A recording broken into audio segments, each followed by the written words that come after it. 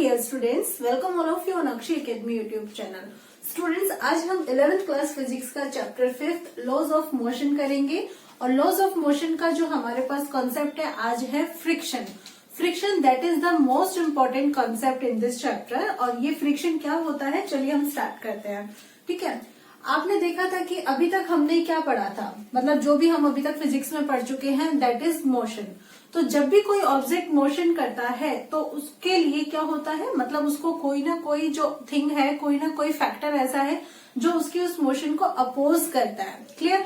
तो जो भी उसको अपोज करता है, जो उसको अपोज करने की ट्राई करता है, उस कॉन्सेप्ट को, उस फैक्टर को हम यहाँ पर क्या कहते हैं, फ्रिक्शन कहते हैं. ओके, अब आपने क्या कहा कि वो उसको क्या करता है, अपोज करता है. अपोज करता है that means it must be retarding force. ये कैसा होगा, रिटार्डिंग फोर्स होगा. क्लियर? तो चलिए हम इसकी डेफिनेशन लिख लेते हैं यहाँ पे. Friction is the retarding force which act when a body moves. यानी कि जैसे भी बताया था, फ्रिक्शनल फोर्स जो भी होता है वो क्या होता है, रिटार्डिंग फोर्स होता है. So it's a friction force, it's a retarding force which act when a body moves or tend to move, okay, over the surface of another body. इसे हम एक एग्जांपल से भी क्लियर कर सकते हैं. जैसे कि आप सपोज कीजिए कि ये जो है आपके पास यहाँ पे क्या है, एक ब्लॉक है. ठीक है, और ये जो ब्लॉक है यहाँ पे किसी एक और सरफेस पे रखा हुआ है. तो हमने ये सपोज कर लिया कि मान लीजिए ये हमारे पास एक टेबल है और उस टेबल का सरफेस है. ठीक है, सो कॉन्सेप्ट क्या है, whenever the surface of one body slides over the surface of another body then each body exerts a frictional force on the other. यानी कि जब ये ब्लॉक जो है क्या करना स्टार्ट करेगा, स्लाइड करेगा. सपोज कीजिए कि जो स्लाइड करता है ना, इस डायरेक्शन में स्लाइड करता है. अब ये अगर इस डायरेक्शन में स्लाइड करेगा तो इसे इस तरफ यहाँ पर क्या करेगा, एक फोर्स अप्लाई करेगा. ओके, तो इस तरफ मूवमेंट कर रहा है, मोशन भी आपकी इसी डायरेक्शन में हो रही है. तो क्या होता है कि ये दोनों बॉडी क्या करती है, एक दूसरे पर फोर्स जो है वो एक्सर्ट करती है. तो उस कंडीशन में फ्रिक्शनल फोर्स कहाँ पे लगता है, it acts in a direction opposite to its motion relative to the other body. यानी कि जिस डायरेक्शन में भी मोशन हो रही होती है उसके अपोजिट डायरेक्शन में. तो मोशन आपकी इस डायरेक्शन में हो रही है तो फोर्स आपका इस डायरेक्शन में लगेगा. तो ये आपका फ्रिक्शनल फोर्स हो जाता है. अब यहाँ पर डिपेंड करता है कि जो फ्रिक्शन फोर्स यहाँ पर लगता है कब लगना स्टार्ट होता है, कैसे कैसे इसकी वैल्यू वेरी करती है, या फिर कैसे कैसे ये वेरी होता है. तो इसी कॉन्सेप्ट को डिटेल में अगर डिस्कस करते हैं तो उसमें हमारे पास कॉन्सेप्ट आता है इसमें टाइप्स का. तो टाइप्स में सबसे पहले हम यहाँ पर कॉन्सेप्ट लेते हैं स्टैटिक फ्रिक्शन का. ठीक है बच्चों, जो स्टैटिक पोजीशन में लगेगा आपके पास वो होगा स्टैटिक फ्रिक्शन. और अगर आपने ये कह दिया कि जी हमारा फ्रिक्शन जो है स्टैटिक पोजीशन में नहीं लग रहा है, मतलब हमारा ऑब्जेक्ट मूव कर रहा है, तो उसको हम बोलेंगे काइनेमेटिक फ्रिक्शन. लेकिन क्या डिफरेंस होगा तो वो देखने के लिए आप सबसे पहले स्टार्ट करते हैं हम यहाँ पर स्टैटिक फ्रिक्शन से. सो कॉन्सेप्ट क्या है, जैसे कि नेम से ही क्लियर है, the friction force which acts when the bodies are at rest. जब आपके जो ऑब्जेक्ट है वो कैसे है, रेस्ट पोजीशन में है. और you can say that before motion, यानी कि मोशन से पहले. ओके, तो जैसे कि हमने यहाँ पर एक एग्जांपल ले लेते हैं एक ऑब्जेक्ट का. ये आपके पास एक ऑब्जेक्ट है और ये किसी दूसरे ऑब्जेक्ट के ऊपर रखा हुआ है, तो ये इसका सरफेस हो जाता है. ठीक है, तो ये जो दोनों ऑब्जेक्ट है इस समय कैसे है, कांटेक्ट में है. ओके, ये भी कॉन्सेप्ट है. फ्रिक्शन फोर्स तब लगेगा जब दोनों जो ऑब्जेक्ट्स हैं उनके सरफेस कैसे होंगे, कांटेक्ट में होंगे. तो यहाँ पर ये कांटेक्ट में है. ये जो भी ब्लॉक है हम यहाँ पर देखते हैं कि जब ये रेस्ट पोजीशन में है, फिलहाल ये कैसा है, यहाँ पे रेस्ट पोजीशन में है. तो जब भी रेस्ट पोजीशन में होता है तो क्या होता है कि एक तो इस पर ये फोर्स यहाँ पर लगता है. ठीक है, ये जो फोर्स लगता है ग्रेविटी की वजह से लगता है. हम इसको W से डिनोट कर देते हैं और इसकी वैल्यू किसके इक्वल होती है, mg के इक्वल. ये तो आपको पता ही है.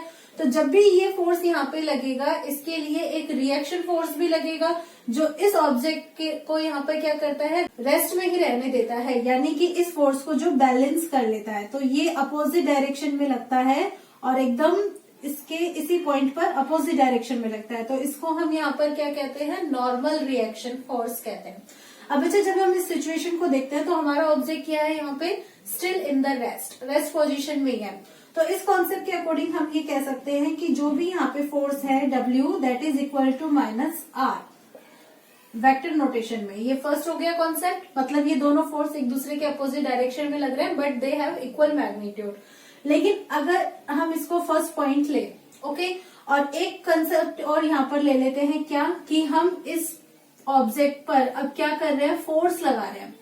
ओके, ये जैसे भी जहां पे भी रखा हुआ है, स्टार्टिंग में तो हमने ये बोल दिया कि इस पर यहाँ पे तो GW लगा हुआ है, और ये इस पे यहाँ पे जो फोर्स लगा हुआ है इसको हम क्या बोल रहे हैं, नॉर्मल रिएक्शन फोर्स बोल रहे हैं। ओके, अब कॉन्सेप्ट ये है कि आप इस पर क्या कर रहे हो, फोर्स अप्लाई कर रहे हो। मान लीजिए आपने ये फोर्स यहाँ पे अप्लाई किया, ठीक है, तो क्या ये ऑब्जेक्ट जो है, ये जो भी ब्लॉक है, इसने मोशन स्टार्ट किया। अगर आपका जो फोर्स है वो बहुत कम है, मान लीजिए स्मॉल फोर्स है, तब तो ये मोशन नहीं करेगा। मोशन नहीं करेगा तो इस फोर्स को कोई ना कोई फोर्स तो बैलेंस करेगा ही।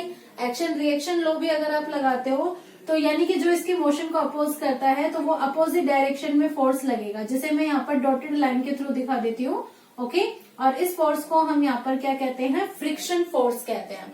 सो इस कंसेप्ट को, इस फिगर को अगर हम ध्यान दें तो यहाँ पर W equals to minus R, ये तो हमें कॉन्सेप्ट मिल ही रहा है।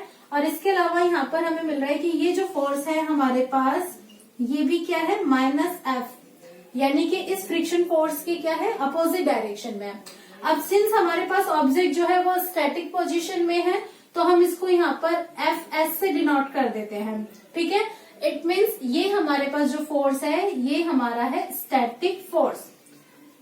सो स्टैटिक फ्रिक्शन फोर्स जो भी है हमारे पास, क्लियर, स्टैटिक फ्रिक्शन फोर्स ये कब लगेगा, acts when body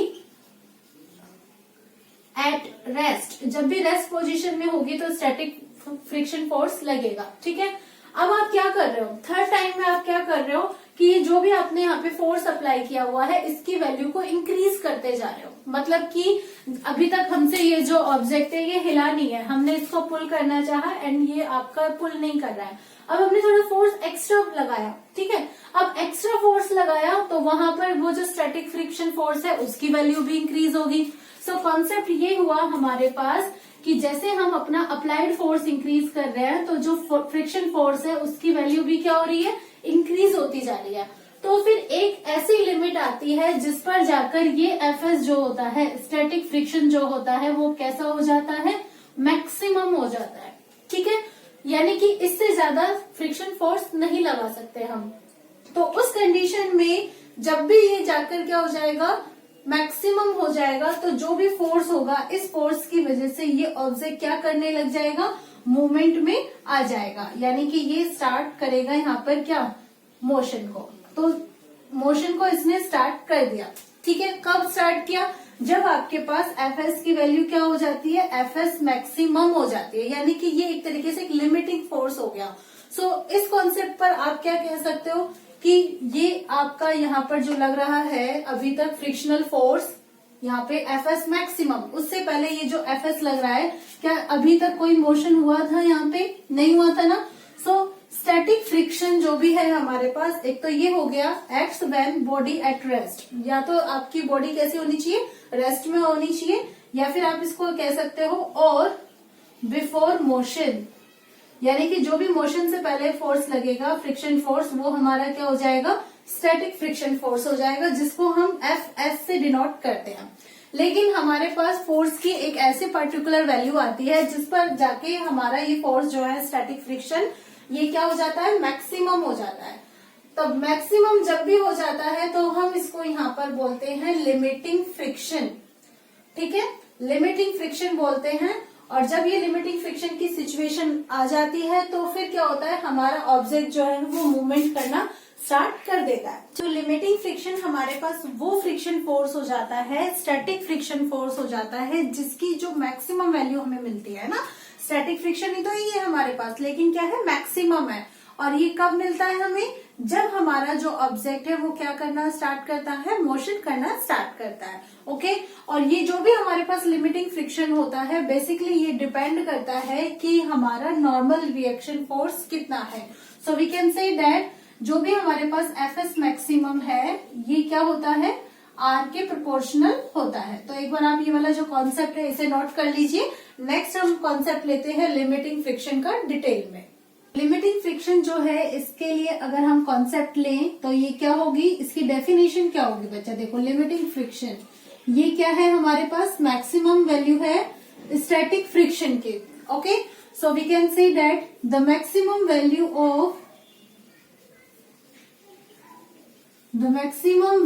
of static friction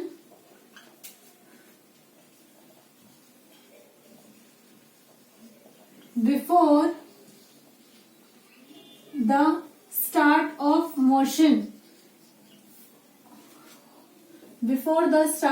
motion of one object over the another surface।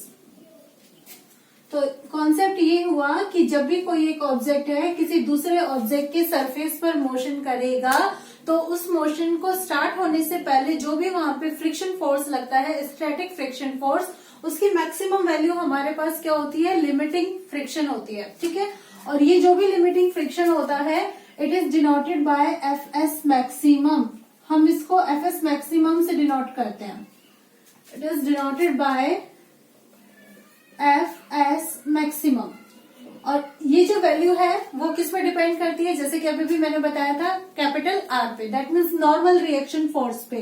So we can say that F S maximum is directly proportional to are.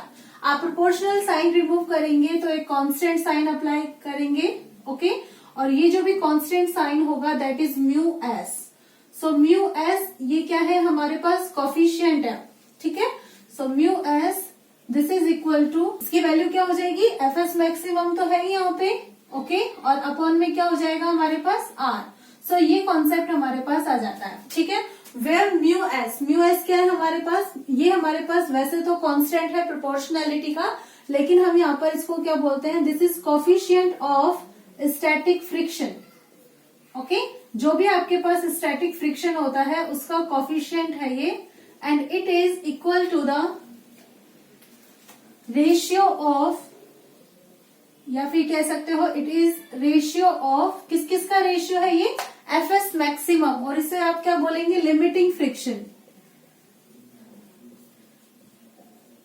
Limiting friction और किसके साथ लोगे आप ratio, to normal reaction force. तो ये हमारा concept हो जाता है यहाँ पर स्टैटिक फ्रिक्शन का और लिमिटिंग फ्रिक्शन का। तो म्यू एस आपके पास एक रेशियो है। अगर आपसे कहा जाए कि इसकी यूनिट एंड डायमेंशन की अगर हम बात करते हैं तो बच्चा ये हमारे पास क्या है, रेशियो है। ठीक है, और रेशियो भी किस का है, लिमिटिंग फ्रिक्शन फोर्स और divided by normal reaction force, यानी कि दोनों ही क्या है, फोर्स है। तो जब आप फोर्स में फोर्स से डिवाइड करोगे तो कुछ बचेगा आपके पास, नहीं बचेगा। So you can say that कि ये जो हमारे पास होता है ये यूनिट लेस होता है और साथ साथ में क्या होता है, डायमेंशन लेस भी होता है। इसकी ना तो कोई यूनिट होती है और ना ही इसकी डायमेंशन होती है। अगर आप बात करें इसकी वैल्यू की तो बच्चा इसकी जो वैल्यू होती है वो 0 से लेकर 1 के बीच में होती है।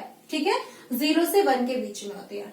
अब कॉन्सेप्ट ये है कि म्यू एस जो है वो किस पे डिपेंड करता है। तो बेसिकली हमने देखा क्या कि यहाँ पे हमारे पास एक सरफेस है और उस सरफेस के ऊपर ये टेबल रखा हुआ है, तो ये इन दोनों का यहाँ पे क्या है, कॉन्टेक्ट पोर्शन है।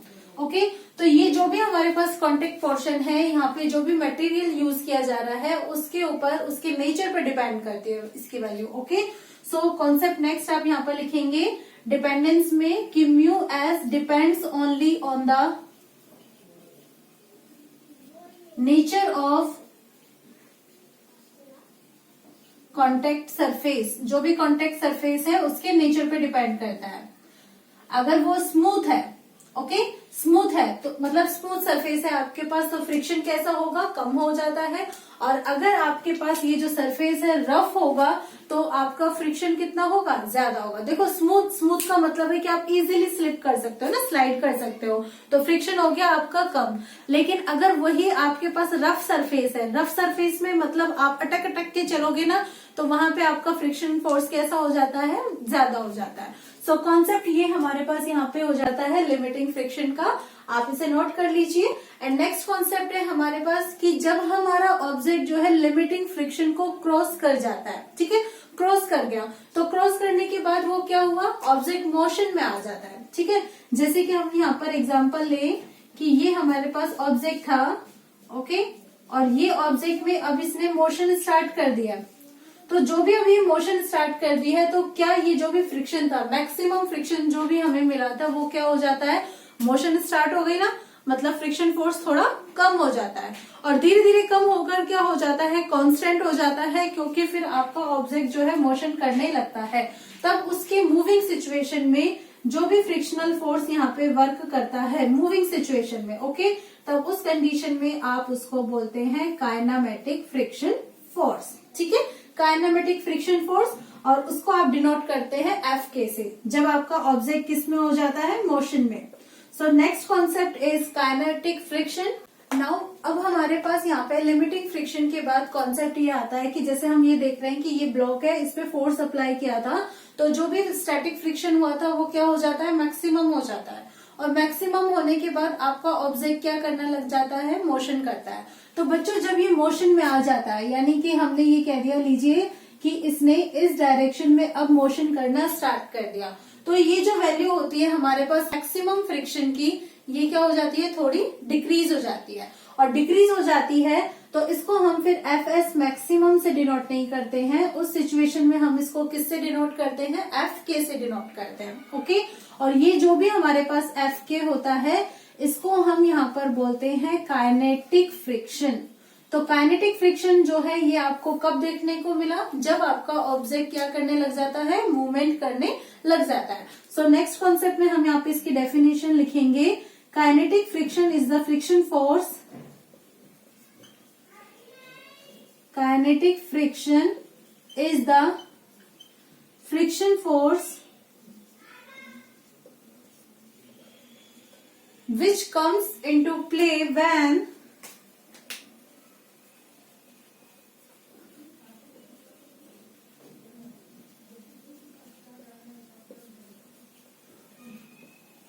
when bodies are in motion, bodies in contact, जो भी ऑब्जेक्ट है वो कैसा होना चाहिए, कांटेक्ट में होना चाहिए। ओके, आर इन मोशन, और कांटेक्ट के साथ साथ में क्या है, मोशन भी, मतलब ये जो दोनों सरफेस है ना, एक दूसरे से कांटेक्ट में होने चाहिए। तो उस टाइम पे जो भी आपके पास फ्रिक्शनल फोर्स होगा वो आपके लिए क्या होगा, काइनेटिक फ्रिक्शन होगा।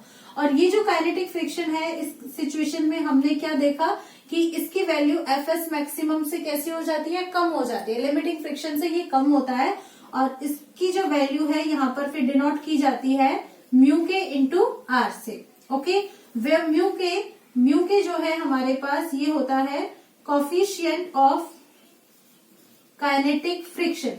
जब म्यू एस आप लेते हो तो वो आपका स्टैटिक फ्रिक्शन होता है, और जब हम म्यू के लेते हैं तो वो हमारा काइनेटिक फ्रिक्शन होता है। अब हम ओवरऑल अगर ये जो भी हमने यहाँ पे फ्रिक्शन फोर्स देखे, इनको एक ग्राफ के थ्रू यहाँ पे बताना चाहे, मतलब ग्राफ प्लॉट इनका करना चाहे, तो हम क्या देखते हैं, चलिए आप भी देखिए। जो हम देखते हैं कि हमारे पास हम फोर्स अप्लाई कर रहे हैं, है ना, फोर्स आपने यहाँ पे अप्लाई किया है, अप्लाइड फोर्स, तो ये तो आपने ले लिया एक्स एक्सिस पर, और यहाँ पे आपको फ्रिक्शन देखने को मिल रहा है, हमने ये ले लिया यहाँ पर वाई एक्सिस पर, और ये हमारे पास ओरिजिन है। ओके, हम यहाँ पर क्या देखते हैं, स्टार्टिंग में जब सबसे पहले आपका ऑब्जेक्ट रेस्ट पे था, तो आपने फोर्स अप्लाई करते हो, फोर्स अप्लाई करने पे क्या होता था, स्टैटिक फ्रिक्शन की वैल्यू इंक्रीज होती थी।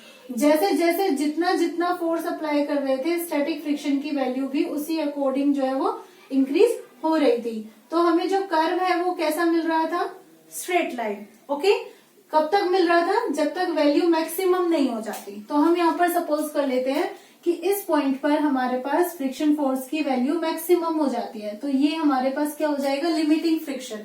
और यहाँ से लेकर यहाँ तक जो भी हमारा फ्रिक्शन फोर्स है वो डिपेंड करता है किस पे, फोर्स पे, यानी कि जैसे जैसे हम फोर्स इंक्रीज करते जाते हैं इसकी वैल्यू भी इंक्रीज होती जाती है। और जब हमारे पास एफ एस मैक्सिमम हो जाता है, ठीक है, मैक्सिमम वैल्यू हमें देखने को मिलती है, तो उस कंडीशन में ये जो भी होता है एफ एस मैक्सिमम किसके इक्वल होता है, म्यू एस इंटू आर के। ठीक है, ये कब होता है, बिफोर मोशन। ये जितना भी यहाँ तक हो रहा है आपका, अगर मान लीजिए इसको आप यहाँ पर P पॉइंट से डिनोट करें, तो बिफोर P आप क्या कहेंगे कि आपके ऑब्जेक्ट ने मोशन स्टार्ट नहीं की है, यानी कि बिफोर मोशन। तो आप रेस्ट पोजीशन की बात कर रहे हैं।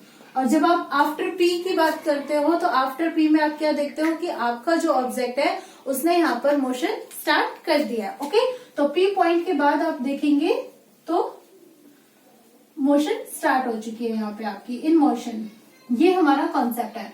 तो हमने यहाँ पे क्या देखा कि जब आपके पास लिमिटिंग फ्रिक्शन हो जाता है और अगर आप और फोर्स अप्लाई करते हो तो आपका ऑब्जेक्ट मोशन करता है। तो इसका मतलब जो वैल्यू है वो क्या हो जाती है, इसकी थोड़ी डाउन हो जाती है फ्रिक्शन फोर्स की, और मोशन करने में डाउन हो जाती है। तो हम इसको यहाँ पर क्या कहते हैं कि ये किसके इक्वल हो जाता है, एफ के। और आपका ऑब्जेक्ट जो है मोशन कर देना स्टार्ट कर देता है, तो ये कैसे हो जाती है, यहाँ पे कांस्टेंट हो जाती है। तो ये इक्वल होता है F K, this is equal to mu K R. तो हमें इस तरीके का हमें ये जो कर्व है देखने को मिलता है। इस कर्व में हमारे पास ये वाली जो वैल्यू होती है ये, ठीक है, यहाँ से लेकर यहाँ तक की वैल्यू ये एफ के होती है, ठीक है। और एफ एस मैक्सिमम वो होता है जो हमारे पास पीक पॉइंट होता है। ये देखिए यहाँ पर दिस वन, ये हमारे पास एफ एस मैक्सिमम की वैल्यू होती है। और अगर हम इस ग्राफ को कंपेयर करें तो हम क्या देखते हैं कि आपके पास म्यू एस यानी कि कोफिशिएंट ऑफ स्टैटिक फ्रिक्शन वो यहाँ देखने को मिला था, तो इसकी वैल्यू ज्यादा है। और म्यू के मतलब एफ के जो है इसकी वैल्यू किसके इक्वल होती है, म्यू के आर के इक्वल होती है। वी कैन से दैट कि जो म्यू एस होता है this is greater than mu के। तो जब भी हमारे पास ऑब्जेक्ट जो है काइनेटिक फ्रिक्शन में आता है तो उस कंडीशन में मोशन जो होती है वो दो तरह की पॉसिबल है। कैसे, या तो वो स्लाइडिंग में हो, मतलब आपका ऑब्जेक्ट सीधा स्लाइड कर जाए, या फिर वो क्या करे, रोल करे। तो अगर आप इसको डिटेल में देखते हैं तो ये हमारे पास हो जाता है फिर स्लाइडिंग फ्रिक्शन, ठीक है। स्लाइडिंग फ्रिक्शन यानी कि आपका ऑब्जेक्ट एकदम स्लाइड कर जाता है, ओनली ट्रांसलेशन मोशन उसके साथ होती है। और दूसरा जो केस है हमारे साथ वो क्या हो सकता है, रोलिंग फ्रिक्शन का। रोलिंग फ्रिक्शन में क्या होता है कि आपका जो ऑब्जेक्ट है वो स्लाइड नहीं करता, रोल करता हुआ जाता है। रोल कैसे करता हुआ जाता है, हम इसका एग्जांपल ले लेते हैं। जैसे कि ये मान लीजिए हमारे पास एक सरफेस है, ठीक है, और ये एक व्हील है। ये व्हील क्या कर रहा है, इस पर रोटेशन कर रहा है, मतलब रोलिंग कर रहा है, ट्रांसलेशन मोशन भी और रोटेशनल मोशन भी। तो जब ये रोटेशन करता है तो हम यहाँ पर देखते हैं कि ये जो है रोटेशन करते टाइम इसका जो कांटेक्ट एरिया है वो कैसा होता है, बहुत कम। जैसे मान लीजिए इसका कांटेक्ट एरिया यहाँ पर है, अब ये इसने फिर रोटेशन स्टार्ट की तो अब ये घूमकर यहाँ पर आया, तो कांटेक्ट एरिया इतना, मतलब इतनी सी देर के लिए ये जो है इस सरफेस से क्या होता है, टच में आता है। और फ्रिक्शन फोर्स हमारा तभी लगता है जब हमारे जो सरफेस होते हैं वो कैसे होते हैं, कांटेक्ट में होते हैं। ओके, तो यहाँ पर हम देखते हैं कि कांटेक्ट एरिया जो है वो कैसा हो जाता है, कम हो जाता है। अब बच्चा कांटेक्ट एरिया तो हो गया कम, ठीक है, और ये जो है रोटेशन कर रहा है, मतलब यहाँ पे रोल कर रहा है, तो रोल कर रहा है तो यहाँ पे फोर्स भी अप्लाई करेगा। तो जब कांटेक्ट एरिया कम हो जाता है और फोर्स आप अप्लाई करते हो तो आपके पास ये किसकी सिचुएशन आ जाती है, प्रेशर की, फोर्स अपॉन एरिया। और अगर एरिया कम होगा तो आपका प्रेशर क्या हो जाता है, ज्यादा हो जाता है। इसका मीनिंग ये हुआ कि इस पॉइंट पर, इस सिचुएशन पर आपका जो प्रेशर है वो कैसा हो जाता है, हाई हो जाता है, यानी कि आप उसको दबाएंगे। तो ये जो सिचुएशन है आपको इस तरीके से देखने को मिलती है कि मान लीजिए ये आपका सरफेस है और यहाँ पे आप जब भी रोटेशन करते हो तो आपका सरफेस इतना थोड़ा बहुत दब जाता है, ठीक है। और जब ये दब जाएगा तो ये जो व्हील है इस दबे हुए पोर्शन के अंदर आएगा, तो एक तरीके से इसको ऊपर क्या करना पड़ेगा, ऊपर चढ़ना पड़ेगा ना, क्लाइंब करना पड़ेगा। तो क्लाइंब करना पड़ेगा तो यहाँ पे क्या लगता है, फिर फ्रिक्शन लगता है, फिर वो हमारे पास कैसा हो जाता है, रोलिंग फ्रिक्शन हो जाता है। देखो स्लाइड करना इजी होता है बजाय रोल करने के। तो यहाँ पर इस सिचुएशन में जो फ्रिक्शन लगेगा वो हमारे पास रोलिंग फ्रिक्शन होगा। अगर आप स्लाइडिंग फ्रिक्शन का कोफिशिएंट लेते हो तो म्यू एस से डिनोट करते हो, रोलिंग का फ्रिक्शन लेते हो तो म्यू आर से डिनोट करते हो, और ये आपके पास काइनेटिक में ही आते हैं। बेसिकली हम देखते हैं कि म्यू एस जो है उसकी वैल्यू कम होती है म्यू के से, और फिर उसके बाद म्यू आर, यानी कि जो रोलिंग फ्रिक्शन है वो सबसे ज्यादा लगता है। ये आप देख भी पा रहे हो यहाँ पे इस एग्जांपल से कि एक तरीके से ऑब्जेक्ट को रोटेशन करने के लिए जब भी वो सरफेस से टच में आता है तो वो थोड़ा सा प्रेशर ज्यादा लग जाता है, और प्रेशर लग जाने से वो थोड़ा दब जाता है, तो मतलब उसको एक चढ़ाई सी करनी पड़ती है, तो उसको फ्रिक्शन ज्यादा फील करना पड़ता है। तो बच्चों ये हमारे पास कॉन्सेप्ट हो जाता है फ्रिक्शन का। अब हमारे पास नेक्स्ट सिचुएशन आती है कि हम ये जो भी फ्रिक्शन लगता है इसको कैसे कम कर सकते हैं। ठीक है, तो आप इसको नोट कर लीजिए, फिर हम डिस्कस करते हैं कि आप फ्रिक्शन को कैसे रिड्यूस कर सकते हैं। स्टूडेंट्स, हमने देख लिया है कि जो भी हमारे पास फ्रिक्शन फोर्स होता है वो हमारी मोशन को अपोज करता है ना। तो हम इस फ्रिक्शन फोर्स को कैसे रिड्यूस कर सकते हैं। बेसिकली 3 मेथड्स होते हैं हमारे पास, जिनके बारे में मैं आपको बता देती हूँ। सबसे फर्स्ट मेथड होता है यूजिंग लुब्रिकेंट। लुब्रिकेंट का मतलब हो जाता है कि यहाँ पर हम क्या करते हैं, मतलब ऑयलिंग कर देते हैं। जो भी हमारे पास ऑपरेटर्स होते हैं या फिर जो भी हमारे पास मशीन्स होती है, हम उनमें जो भी उनका मोशन करने वाला पार्ट होता है उस पार्ट के अंदर क्या करते हैं, ऑयलिंग कर देते हैं। जैसे आपने देखा होगा सिलाई मशीन जो होती है, सेविंग मशीन, उनमें भी जो ऑयलिंग की जाती है, जिससे फिर वो क्या होता है, स्मूथली जो है वर्क करने लग जाती है। तो लुब्रिकेंट्स का यूज करके हम क्या कर सकते हैं, फ्रिक्शन फोर्स को कम कर देते हैं। क्यों? क्योंकि ये जो भी हमारे पास फिर ऑब्जेक्ट होता है, जो मोशन करने वाला पार्ट होता है, उसमें जो कॉन्टेक्ट सरफेस होता है, अगर आप ऑयल वहां पे डाल देते हो तो वहां पे एक पतली सी लेयर बन जाती है। ठीक है, और वो जो लेयर होती है बहुत स्मूथ कर देती है, और स्मूथ करने से क्या हो जाता है, फ्रिक्शन फोर्स वहां पे कम हो जाता है। ठीक है, अब सेकंड कॉन्सेप्ट ये है कि आप यहाँ पर जो ऑयल यूज करते हैं वो किस क्वालिटी का यूज करते हैं। अगर आपके पास यहाँ पर कोई लाइट मशीन है, मतलब हल्की जो मशीन है, तो उसमें हम क्या करते हैं, जो लो विस्कोसिटी वाले जो ऑयल होते हैं उनको वहां पे डाल सकते हैं। ठीक है, यानी कि पतले वाले जो ऑयल होते हैं वो आप डाल सकते हो। लेकिन अगर आपके पास हैवी मशीनरी होती है तो फिर आप क्या करते हो, वहां पे जो आपके पास पतले वाले ऑयल है उनका यूज नहीं करते हो। उस कंडीशन में आप वहां पे थिक ऑयल का यूज करते हो, जिनकी आपकी विस्कोसिटी कैसी हो जाती है, ज्यादा होती है। जैसे कि ग्रीस एक्सेट्रा, यानी कि जो भी बड़ी मशीनरी होती है वहां पे ग्रीस का यूज कर सकते हो, और जो छोटी मशीन होती है जैसे कि सिलाई मशीन, तो वहां पर हम ऑयल का भी यूज कर सकते हैं। ठीक है, अब कॉन्सेप्ट आता है कि क्या सिर्फ ऑयलिंग का ही यूज किया जा सकता है लुब्रिकेंट्स में? नो, ऑयलिंग के अलावा जो भी एयर होती है आप उसको कंप्रेस करके, यानी कि हाई प्रेशर पर भी आप क्या करें, एयर को अगर मशीन के मोशन वाला जो पार्ट होता है उसमें फ्लो करते हैं तो भी फ्रिक्शन जो है वो कुछ हद तक कम किया जा सकता है। ठीक है, तो ये तो हो गया कॉन्सेप्ट आपका लुब्रिकेंट्स का। सेकंड मेथड हमारे पास है यहाँ पर यूजिंग बॉल बियरिंग।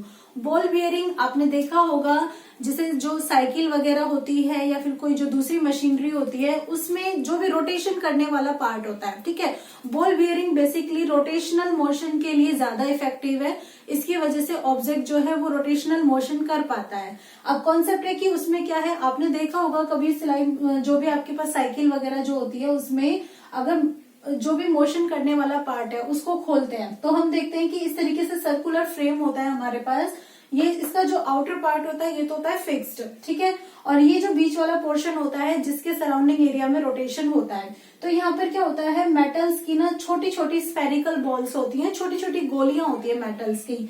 इनको हम क्या कहते हैं, बॉल बियरिंग कहते हैं। इनकी वजह से भी आप फ्रिक्शन फोर्स जो है उसको रिड्यूस कर सकते हो और रोटेशनल मोशन जो है वो की जा सकती है। ठीक है, एंड नेक्स्ट पार्ट जो लास्ट पार्ट है दैट इज द पॉलिश। आप पॉलिश करके भी फ्रिक्शन फोर्स को रिड्यूस कर सकते हो। कैसे?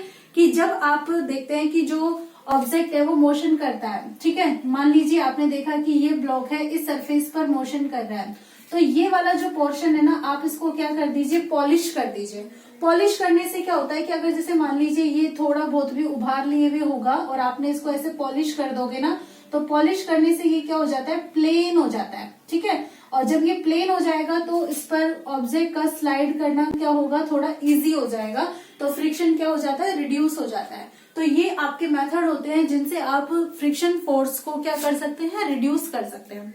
अब रिड्यूस करने के बाद हमारे पास यहाँ पे जो हम फ्रिक्शन डिस्कस करते हैं उसमें हमारे पास 2 फैक्टर्स और होते हैं, that is the angle of repose and angle of friction. हम उनको और डिस्कस कर लेते हैं, फिर हमारा ये जो फ्रिक्शन का कॉन्सेप्ट है वो कंप्लीट हो जाएगा। इतने आप इसे नोट कर लीजिए। फ्रिक्शन से रिलेटेड जो इंपॉर्टेंट टर्म्स है उनमें सबसे पहले हम यहाँ पर ले लेते हैं angle of friction. Angle of friction में बच्चों आपने देखा कि ये सिचुएशन हमारे पास होती है। ठीक है, आपने देख रहे हो कि ये आपका एक ब्लॉक है जिसपे फोर्स लगे हुए हैं और ये जो सिचुएशन है यहाँ पर एफ एस मैक्सिमम लगा हुआ है, यानी कि in the case of limiting friction, ये जो आपके पास केस है यहाँ पर किसका है, लिमिटिंग फ्रिक्शन फोर्स का है।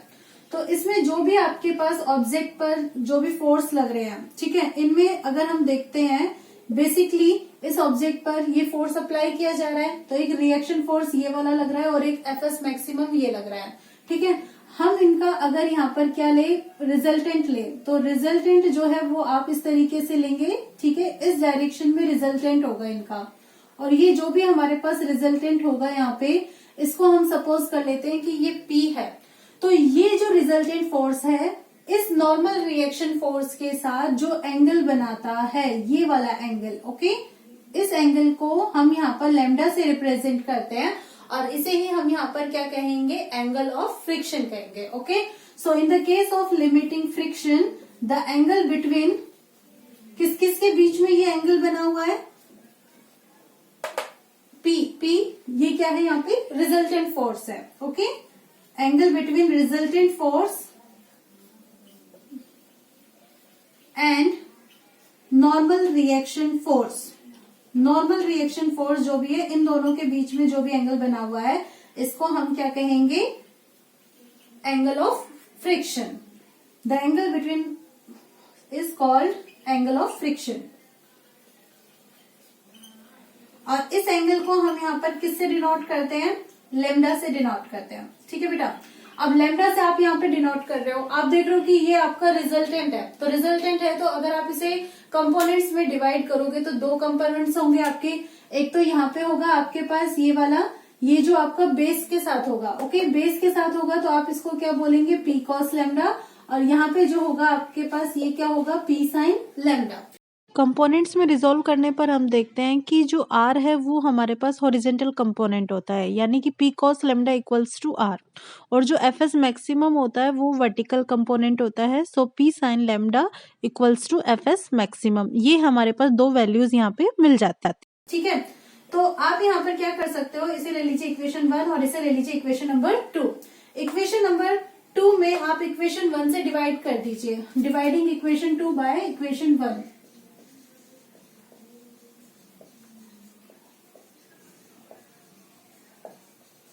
तो हमें यहाँ पे क्या मिलेगा, यहाँ पे है पी साइन लैम्डा, ओके।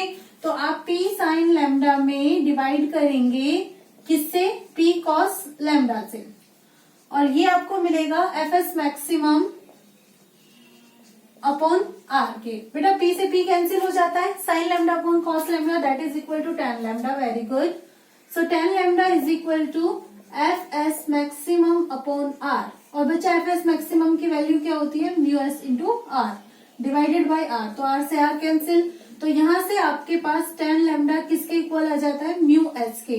तो ये आप इस फॉर्मूले से एंगल ऑफ फ्रिक्शन को कैलकुलेट कर सकते हो, that means you may calculate lambda and it will be tan inverse mu S. तो ये आपका यहाँ पर एंगल ऑफ फ्रिक्शन का कॉन्सेप्ट हो जाता है, ठीक है, आप इसको नोट कर लीजिए। नेक्स्ट हम डिस्कस करते हैं एंगल ऑफ रिपोज को। नेक्स्ट कंसेप्ट हमारे पास एंगल ऑफ रिपोज का है, लेकिन ये हमारे पास जैसे एंगल ऑफ फ्रिक्शन में क्या होता था, हॉरिजॉन्टल लेवल, ये हॉरिजॉन्टल लेवल पे नहीं होता है, ये हमारे पास होता है इंक्लाइंड प्लेन में, ठीक है। हॉरिजॉन्टल प्लेन में हमने क्या देखा था, रेस्ट पोजीशन में हमने ऑब्जेक्ट को देखा था। तो जब हम इंक्लाइंड प्लेन की बात करेंगे तो यहाँ पर भी हम देखेंगे कि ये जो ऑब्जेक्ट है यहाँ पे है और ये कैसा रहना चाहिए, स्टेशनरी पोजीशन में रहना चाहिए। तो अगर मान लीजिए कि ये जिस भी एंगल से यहाँ पर ये जो प्लेन है इंक्लाइंड है, अगर आप इस एंगल की वैल्यू इंक्रीज करो, इसको इंक्रीज करोगे तो ये ऐसे इंक्रीज होता जाएगा, तो ये ऑब्जेक्ट नीचे स्लाइड करना स्टार्ट कर देगी। मतलब हमें यहाँ पर एक ऐसा फिक्स एंगल चाहिए जिस पर ये ऑब्जेक्ट यहाँ पर कैसा रह सके, स्टेशनरी पोजीशन में रह सके। तो उसी एंगल को हम यहाँ पर क्या कहते हैं, एंगल ऑफ रिपोज कहते हैं, okay. So it is the maximum angle, it is the maximum angle of inclination